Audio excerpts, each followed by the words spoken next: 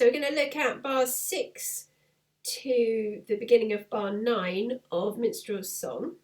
We actually start with the note before, so at the very end of bar 5, and we're just going to look at the right hand in this video.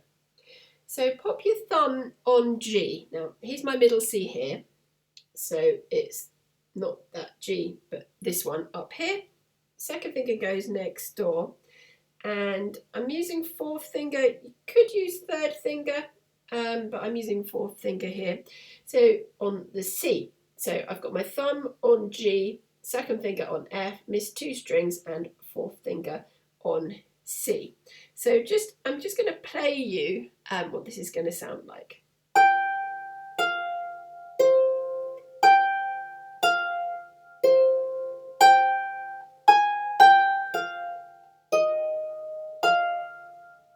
So just watch out for the placing.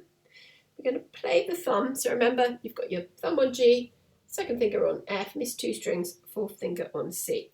So we play the thumb, we play the second finger. Now before we play the fourth finger, we put the thumb back on G, but only the thumb. Don't put your second finger on at this point. Okay, then we play the fourth finger, and then before we play the thumb, 2 and 4 go back on, and they go back on the same strings they were on before.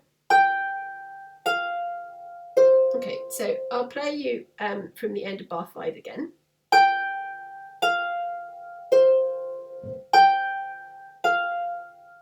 And once more.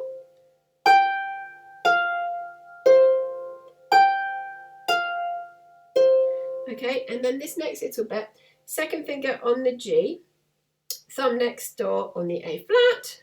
I'm going to play the second finger, and then 2, 3 and 4 all go on, and you're all in a row, so you haven't got any empty strings here. And then the rhythm here, we're going to get jello, blue, blue, two. And if you see what I did there,